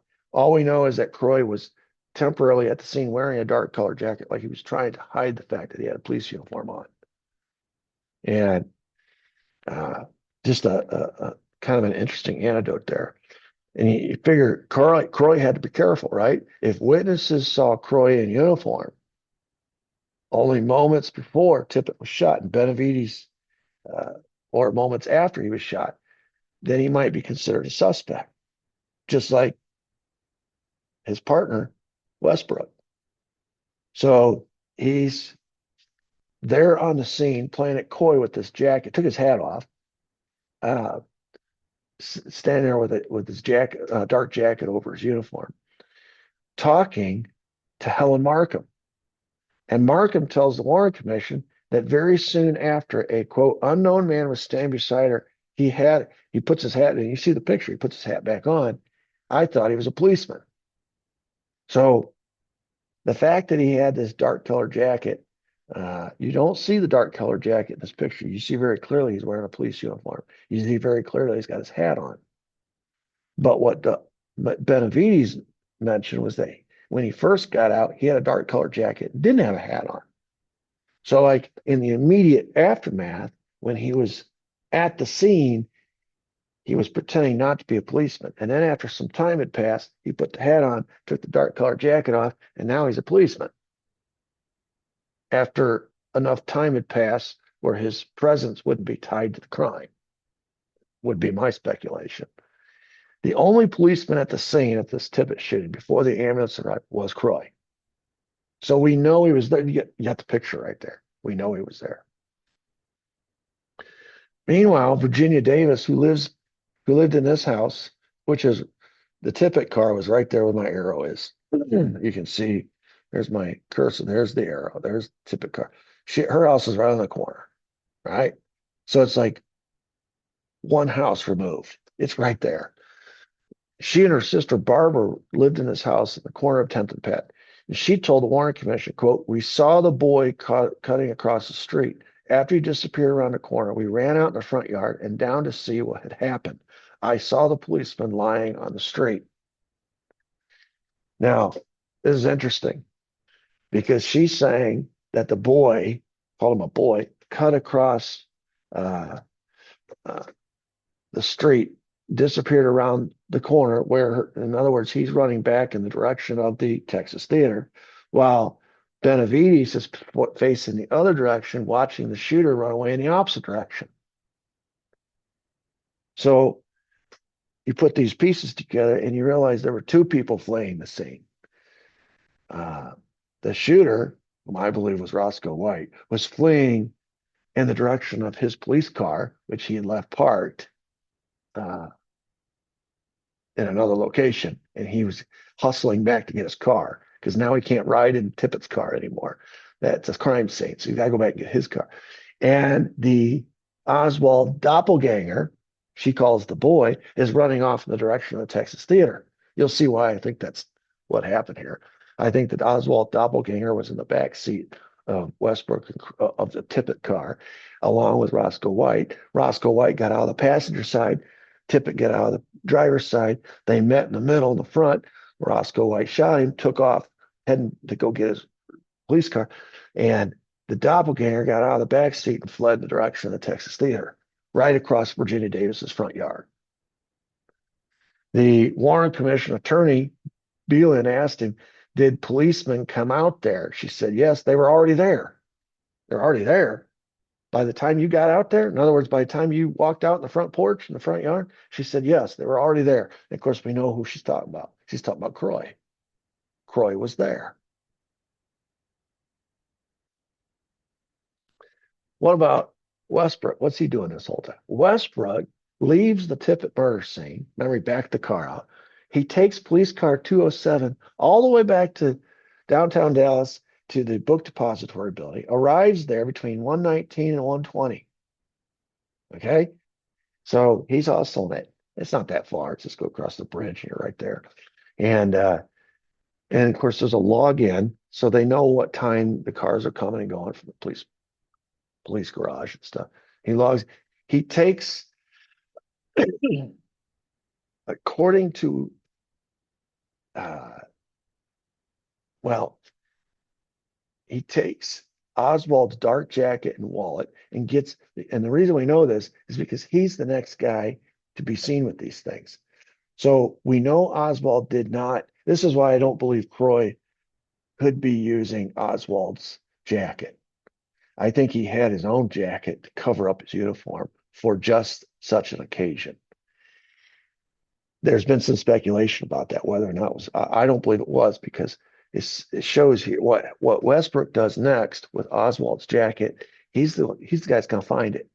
And we already know from the Butch Burroughs, the Texas Theater, that Oswald, when he came in, did not have the jacket. But we know from the landlady, when he left the rooming house, he did have it.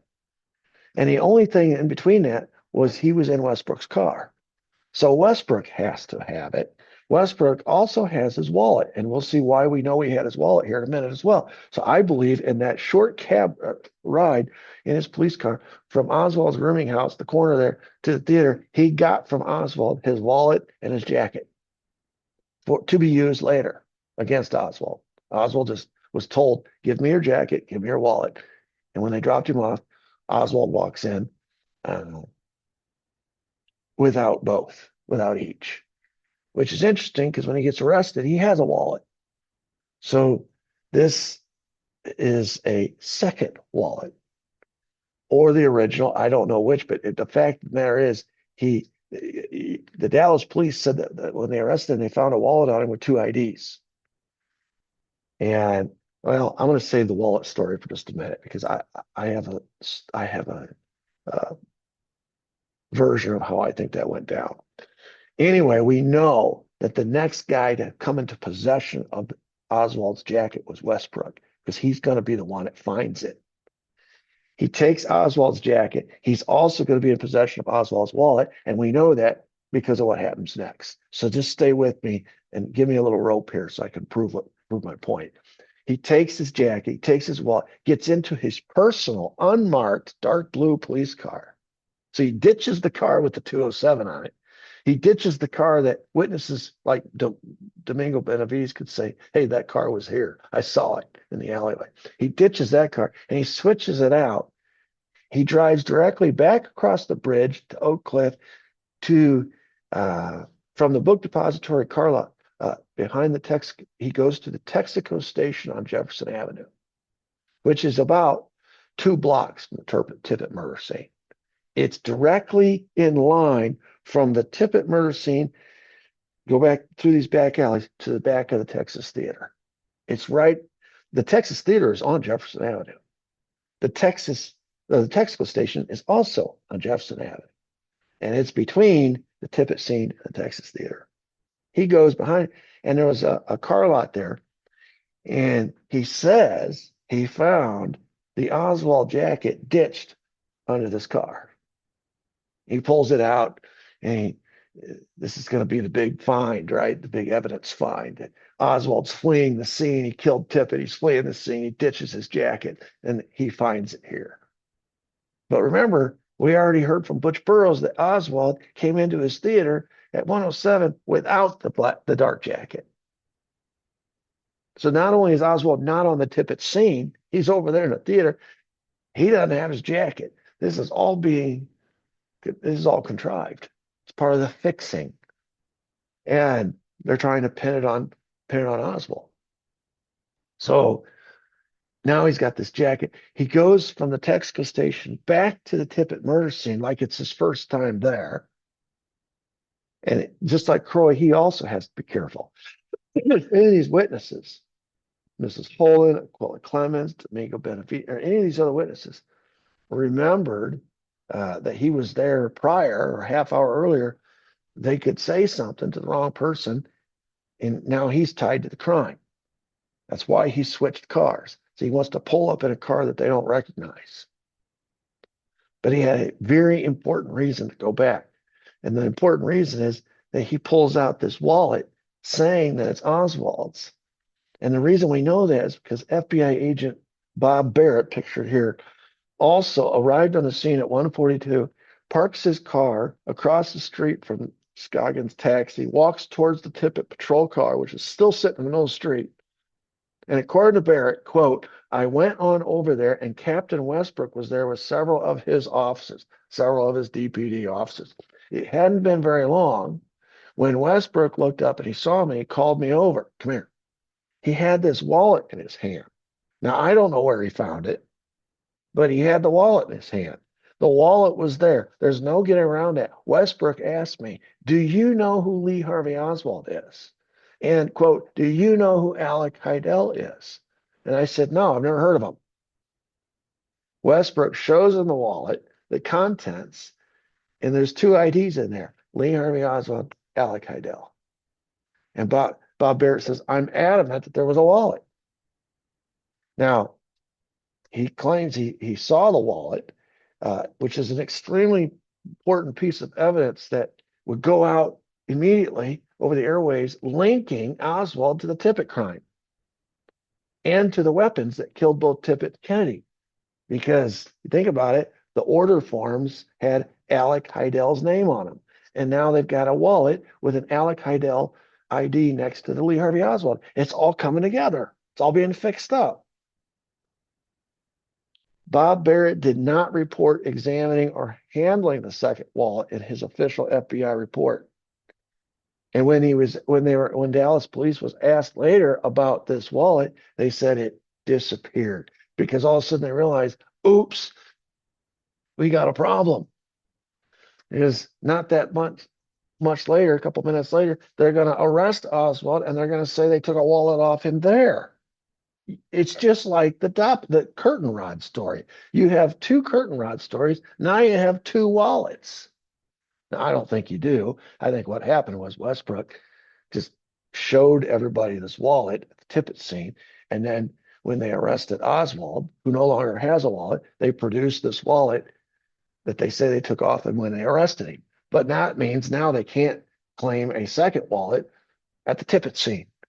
That becomes unbelievable, just like the second curtain rod story becomes unbelievable, which is why they got rid of Ralph Leon Yates in the second curtain rod story, which is why they get rid of the second wallet.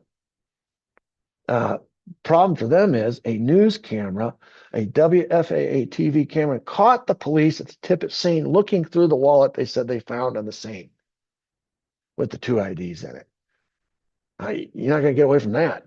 Right? This is the wallet they allegedly say was Oswald's that they used to send out over the airwaves, tying Alec Heidel and Lee Harvey Oswald together, which ties Alec Heidel to the rifle, to the 38 that were ordered, and to the crime, to the Tippit crime.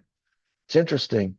The witnesses who came out around the body waiting for the ambulance to show up, even though Croy's there trying to seal everybody off, a bunch of witnesses came out, and none of them reported seeing a wallet in the street. In fact, none of them reported seeing any bullets, shell casings either, which the police are later going to say that they found.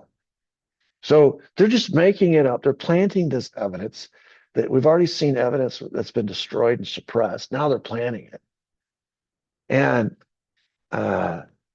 all to tie him to this Tippit scene, so that then they can use that information to tie him to the JFK assassination.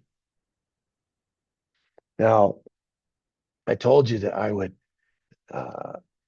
tell you what I think that my version of what happened was at the Tippit scene.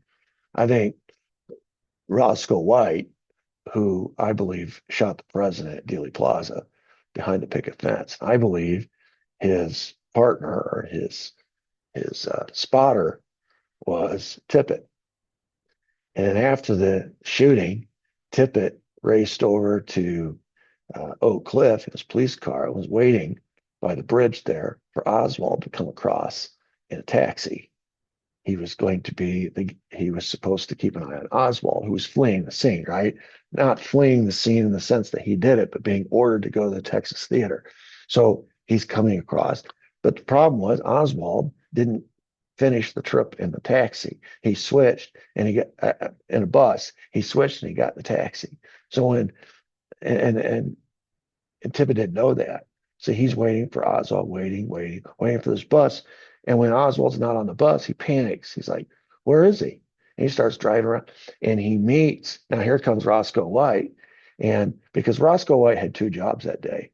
Number one was to shoot the president, take the shot from behind the picket fence. The second one was to get Oswald to Redbird Airfield, where that CIA plane was waiting, idling on the runway to help him escape. And it was his job to get when Roscoe White gets across the Oak Cliff and gets picked up, he parks his car and gets in with Tippett and tells Tippett, you're going to have to take Oswald out to Redbird. They get in some kind of a conflagration that he says in his own confession, there was a problem. I told Tippett not to go by the house, talking about the Oswald rooming house. There was a problem. I had to take out the officer. I think it was Roscoe White who shot Tippett. They had an argument about something. I think it's probably Tippett felt like he was being set up when he was ordered to take Oswald out to Redbird, and he didn't want to be set up. Anyway, Roscoe White deviated from the plan.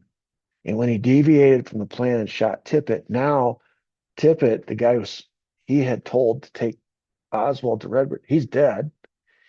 Can't use his car because it's a crime scene. So then he flees on foot. That's what Benavides saw, going back to find his car so he could come back and possibly pick up Oswald at the theater before the police arrive, because also in that car was the doppelganger.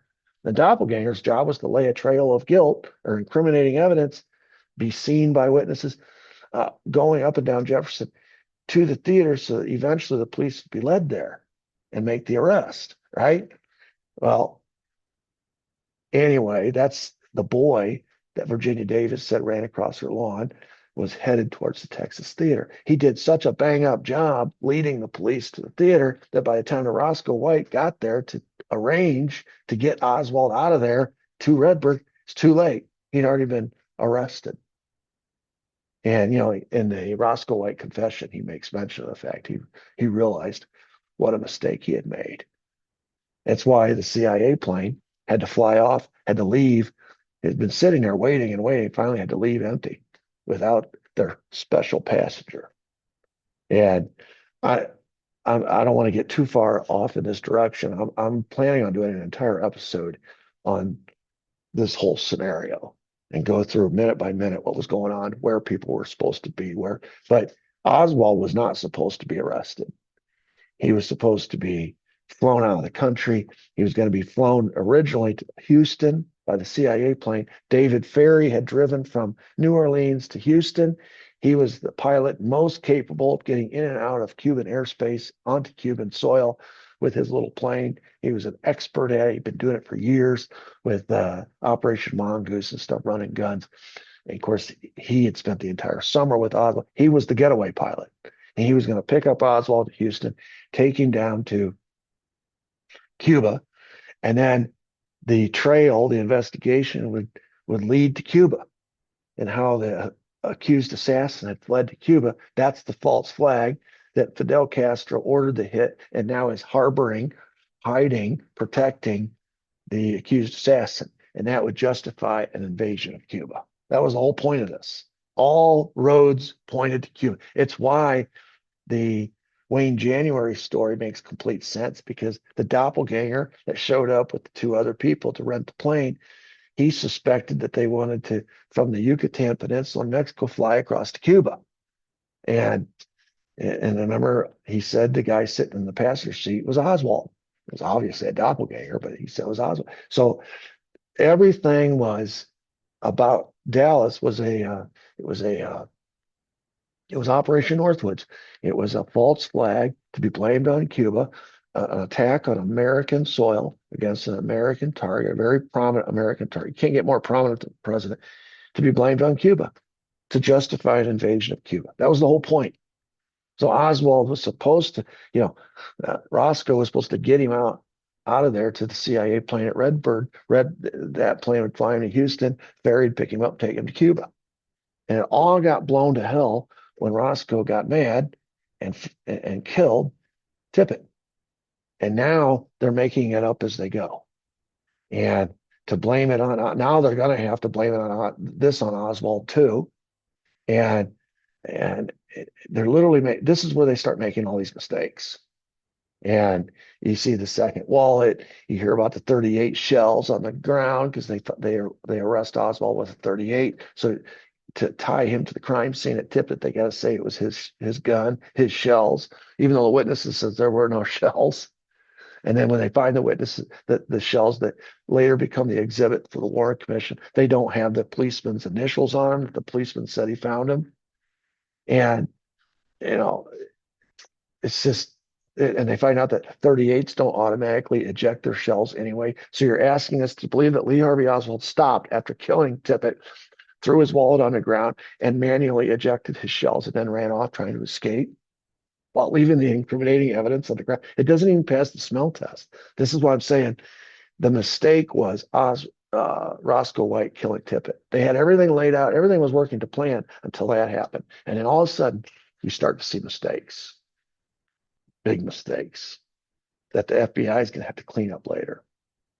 All right. So that's the Tippit scene. Still on that same day, they're starting to take testimony from people on the scene there in Dealey Plaza. Kenny O'Donnell, White House aide, he's in the follow-up car, which is that Secret Service car. He said the final shot took the side of the president's head off. It made a sickening sound like a grapefruit splattering against the side of a wall. Now, what's important about that is that he and Dave Powers, who's with him, were not in the same car, but in a follow-up car. Both told the FBI that they heard at least 2 shots from the grassy knoll. And now O'Donnell gets pressured to change his story, refuses. I'm sorry, he changes his story. Powers gets pressured to change his story, refuses. Thus, the Warren Commission, which remember now, the Warren Commission only invites the people to testify, the witnesses to testify that have been vetted by the FBI. So per FBI instructions, the witnesses that were called by the Warren Commission to testify, as far as O'Donnell and Powers were, well, we'll call O'Donnell because we got him to change his story about where the shots came from. We will not call Dave Powers because he won't change his story. This is why, again, I say, it's garbage in, garbage out. They are controlling who's giving testimony. If they could intimidate you into changing your story, and they could trust you to go to the Warren Commission and tell the abridged version or the revised version, then you would get called. But if you were Dave Powers and you would not change your story, you would not get called. I guarantee you Ralph Leon Yates didn't get called. They were busy trying to end his life, put him in a psych ward. This is why you can't trust it. Again, garbage in, garbage out. According to Joe Marshall Smith, the Dallas police officer, he was on the scene. He says, I heard the shots. I thought they were coming from the bushes of the overpass. A woman came up to me and told me they're shooting the president from the bushes. Now, I'm giving you all this because this is evidence right after the fact, on the ground, on the scene, that is going against the narrative that's being created in real time, which is that all the shots came from behind and above by Lee Harvey Oswald. And here you have people that are saying, no, they came from the grassy knoll. In this case, a woman came up to Joe Marshall Smith and told him, quote, they're shooting the president from the bushes. So I immediately proceeded up to the trees near the wooden fence on the grassy knoll and began searching the parking lot behind the wooden fence. I caught the smell of gunpowder there. I could tell it was in the air. Ralph Yarborough also in the LBJ's follow-up car, as it proceeds past after the motorcade took off, said you could smell gunpowder. Now here's the thing about gunpowder. It doesn't, it only drifts upward. It wafts upward. So the only way a witness, which Joe Marshall Smith said he smelled it, Ralph Yarborough said he smelled it, the only way a witness could smell gunpowder at ground level is if the shots came from ground level. Well, the narrative is the shots all came from behind and above, 6 stories up. So based on these witnesses, the shooting, at least some of the shots came from ground level, in front and to the side on a grassy knoll behind the picket fence. But that is against the narrative. So they're going to have to somehow destroy the credibility of these witnesses or bury them, suppress them. In Yarborough's case, they've chalked him up to be confused, right? That he saw what he saw, that he smelled what he smelled. I've heard people say how confused he was. Uh, uh, so that's how you control the narrative. You suppress the evidence or you manipulate the evidence. Lee Bowers, the switchman for the railroad, here's a view, the bottom picture. This is what he would see, right?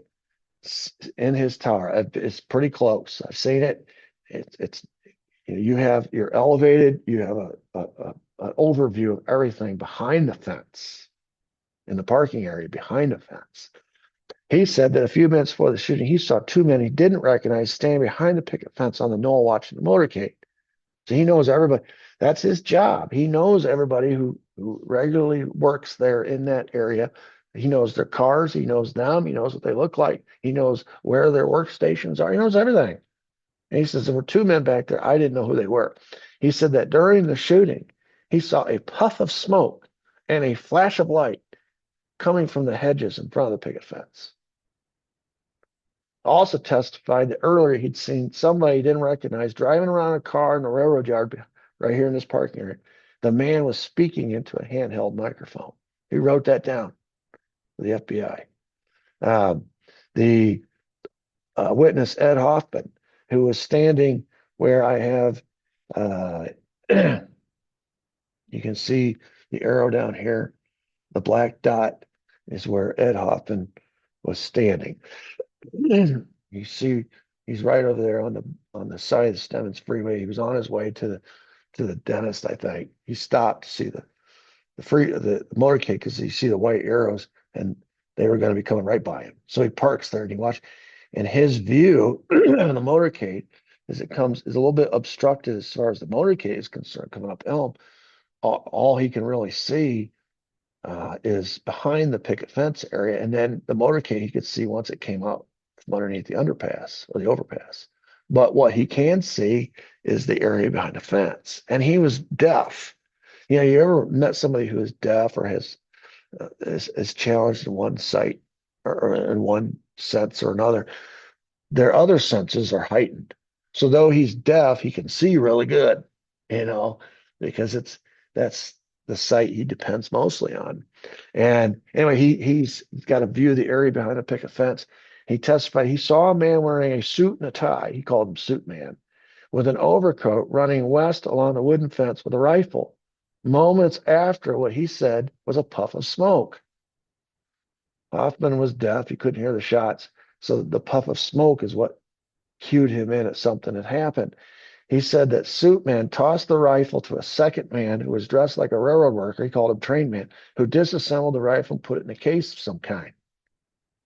Now, this is corroboration of what Lee Bowers said. He said, two men, puff of smoke. Ed Hoffman says, two men, puff of smoke, flash of light.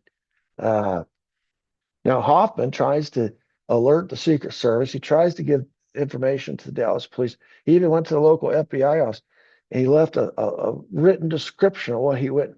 He left it with the reception. Nobody from the FBI ever contacted him to look into his statement. They never responded to it.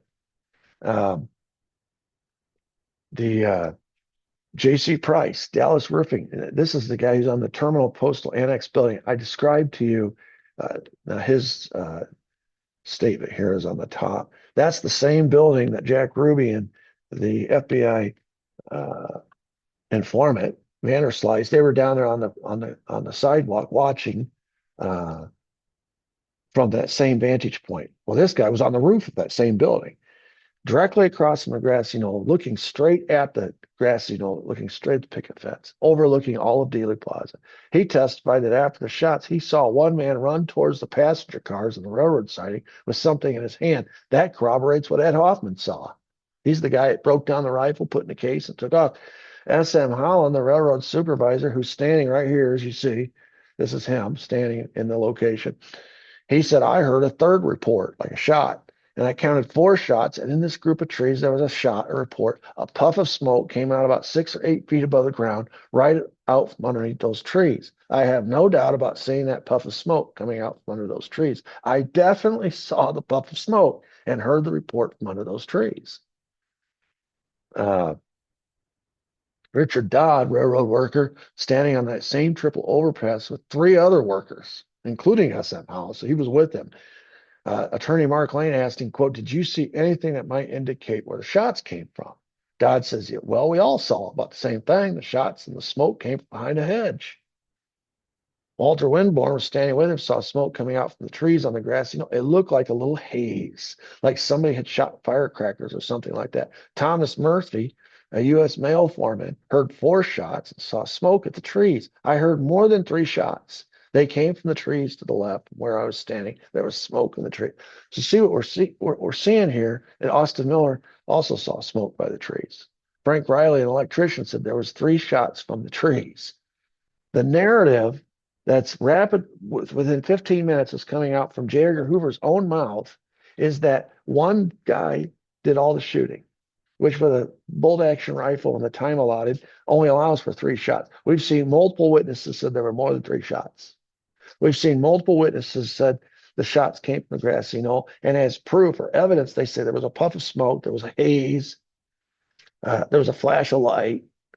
There were these men behind the picket fence, multiple. Bowers saw 2 men. Ed Hoffman saw 2 men. The guy on the S.M. Holland saw, or the J.C. Price on the Postal Annex building saw somebody behind running towards the railroad. We have all these statements, all this testimony, all this witness, all this evidence coming from these witnesses that contradicts the narrative. Understand I'm working towards a climax here. Cheryl McKinnon, college journalism student, was standing on the grassy knoll by the street. Several of the films, like the Weigman film, you can see her taking cover on the ground. The Weigman film actually shows puffs of smoke hanging in the air under the trees. You can actually see it on the film.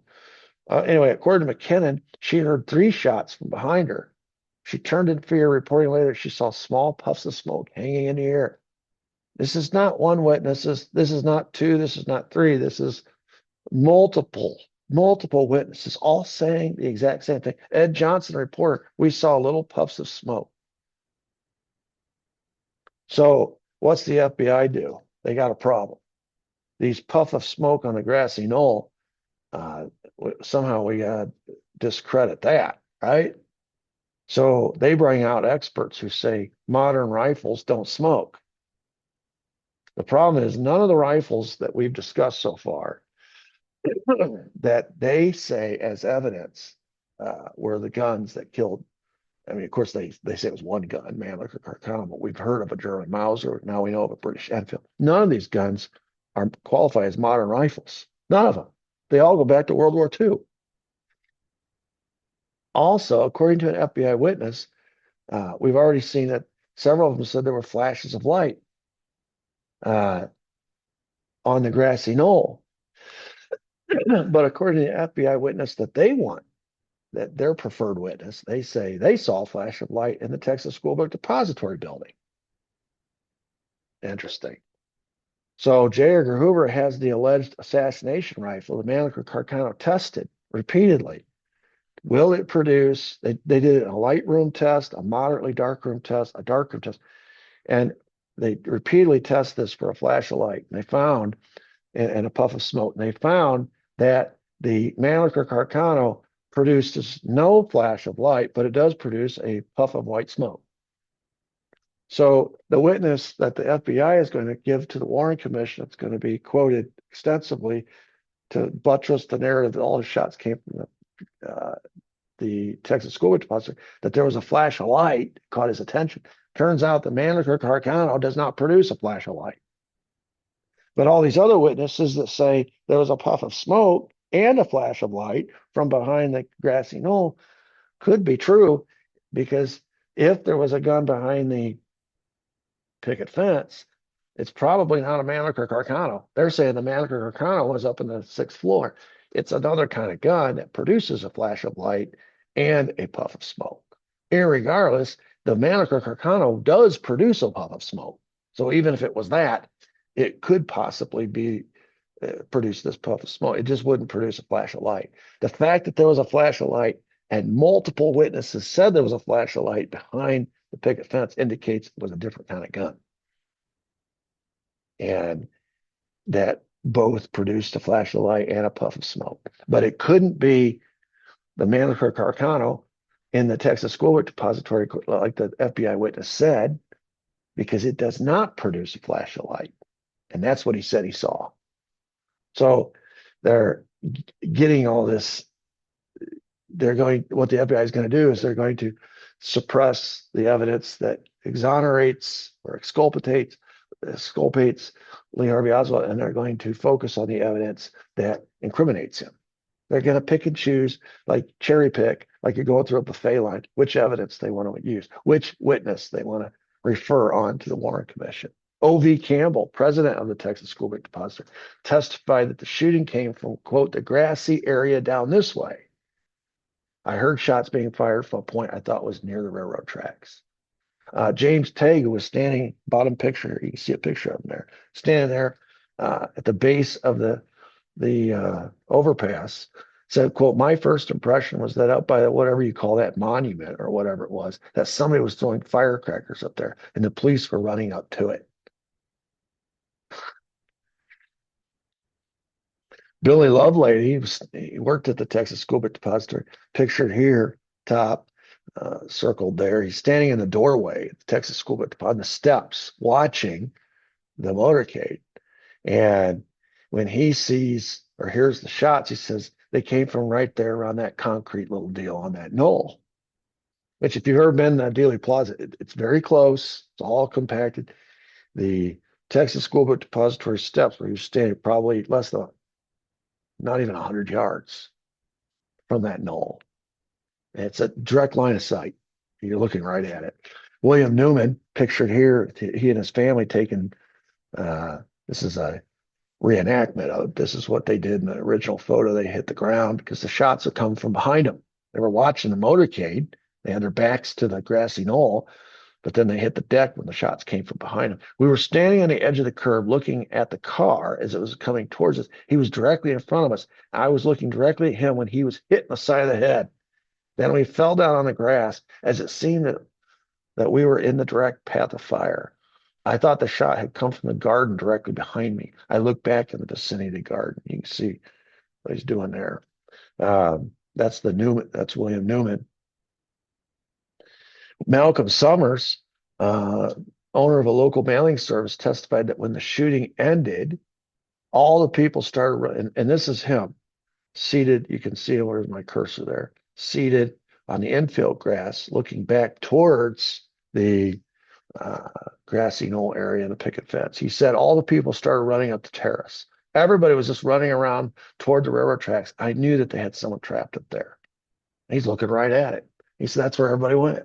By the way, Malcolm Summers is also the guy who later identified Charles Nicoletti, the Chicago Mafia gunman, hitman, who he said was looking directly at him through a window in the records building. He just remembered that face and later identified him. So that's how we know who was in the records building. Orville Nix, standing on the corner of Main and Houston. So he's back around the corner there filming the motorcade. His film was later confiscated by the FBI. When it was returned to him, there were multiple frames were missing. And in a back and forth in a deposition with attorney Mark Lane, Lane asked him, quote, at the time the shots were fired, did you look at the book depository building? Nick said, no. Lane said, did you think at the time the shots came from the book depository building? Nick said, no, I thought they came from the fence between the book depository and the railroad track. Lane said, did anyone else that you know of or that you've spoken with also believe the shots came from there? Nick said, quote, most everyone thought they came from the fence behind the book depository. Lane said, did you have occasion to speak with Forrest Sorrells, who was a friend of yours and the Secret Service agent in charge of Dallas that day? Nick said, yes, I did. Lane said, did he tell you where he thought the shots came from? Nick said, he thought they came from the same place. behind the fence. Richard Randolph Carr testified that he heard shots from the grassy knoll, saw a furrow caused by a bullet that missed the president's limo, cutting a path eastward through the grass in Dealey Plaza. According to Carr, when he told this story to the FBI, the agent told him, and here's the coup de grace. This is how the FBI handled all this evidence that contradicted the narrative. He said, quote, if you didn't see Lee Harvey Oswald in the school book depository with a built rifle, you didn't see it. And so the Warren Commission ignores all these statements from all these railroad workers, all these witnesses. And the FBI even failed in most of these cases to even document the observations of smoke in their report, because the smoke became a problem when they found out that all the evidence showed that the smoke was happening at the grassy knoll, and that this rifle that they're saying was the assassination rifle did indeed, after being tested, produce smoke. And yet there was no smoke from the Texas School Book Depository sixth floor window. And the flash of light, which the witness said he saw, turns out after they tested it, that rifle doesn't produce a flash of light. So you see what's happening here. This goes back to those questions at the beginning that I said we were going to try to answer, and that is how they're controlling the narrative, how they're controlling the investigation, how they're handling the evidence. They're handling the evidence by cherry picking which evidence supports the narrative, and they're planting evidence across the river in Oak Cliff. They're busy planting all kinds of evidence, trying to implicate Oswald in a Tippit shooting, suppressing evidence, planting evidence, destroying evidence, manipulating evidence, intimidating witnesses that are inconvenient. You can see there's a laundry list. And of course, I don't have time to go through all of them. These are just the most prominent ones. And this is the law enforcement, starting with Dallas police, the concocted curtain rod story, right? This is the FBI with all these witness statements and what they're doing and who they're referring to the Warren Commission, who they're not. You can see it's, as I said, whatever conclusions the Warren Commission is going to come to is going to be fruit of the poison tree, because it has been determined in advance that Oswald's going to be the patsy, and all the shooting has to come from his location. And since there's not enough time for more than 3 shots, it can only be 3 shots. And we need witnesses that can prove that the shooting came from there. We need witnesses that we need evidence that ties him and his ID to the order forms for these rifles, him and his ID, this fake ID to the real ID, Heidel, Lee Harvey Oswald, that tie one to the other, to the order of these guns, and the fact that the wallet was left on the scene in Tippit, at the Tippit scene, so it ties into the Tippit crime. And they're making this all up as they go. And when they tie off all the Dallas police and state of Texas authorities for investigating it afterwards, they send all the evidence to Washington. The FBI just sorts through it, and they create these piles. This is the evidence that incriminates Oswald. This is the evidence that doesn't, that exculpates him. So that's the evidence we're not going to share with the Warren Commission. All the incriminating evidence is what we're going to share with the Warren Commission. And the Warren Commission is dutifully going to study all the incriminating evidence and report it, put it in their report. And then the American people are going to lap up this. It's a completely contrived story. It's a narrative. It's fiction. It's like those tests that my school was giving, those state tests. It's garbage in, garbage out. The results aren't worth the paper they're written on. The conclusion that the Warren Commission came up with based on the evidence provided by the FBI is not worth the paper it's written on. Okay, that's enough for today. We'll continue with part 8 next. Until then, and we'll continue answering these questions. I think we have 4 or 5 more questions to answer. But until then, God bless. Have a great day.